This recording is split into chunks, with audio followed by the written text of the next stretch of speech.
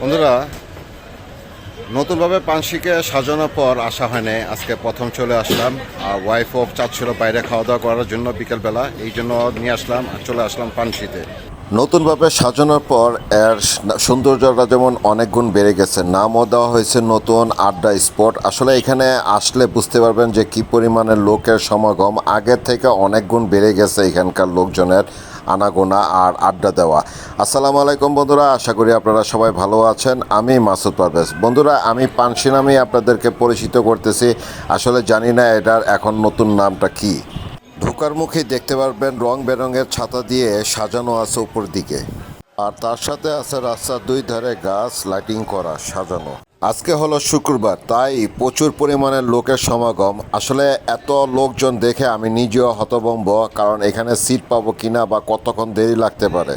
এক হচ্ছে প্রচুর পরিমাণে ভিড়, 2 নম্বর হচ্ছে যে সব টেবিলই বুক করা, আর যারা আছে বা দাঁড়িয়ে আছে তারা যার যার টেবিল ধরে দাঁড়িয়ে আছে যাতে করে টেবিল খালি হলে বসতে পারে। সেম আমিও একই অবস্থা করতেছি, টেবিল ধরে দাঁড়িয়ে আছি। সিরিয়ালে দাঁড়ায় থাকতে কেমন লাগতেছে? আসছিলাম পানশিতে, প্রচণ্ড পরিমাণে ভিড়, এখন সিরিয়ালে দাঁড়িয়ে আছি।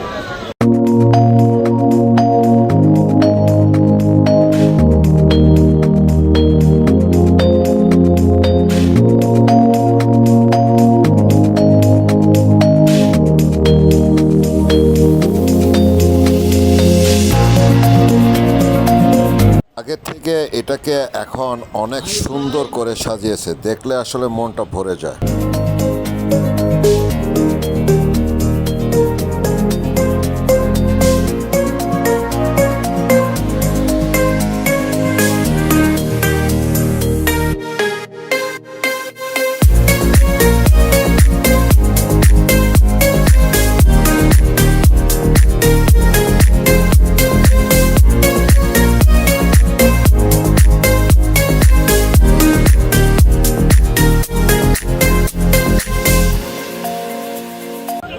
প্রায় আধা ঘন্টা পরে আমরা টেবিল পেলাম।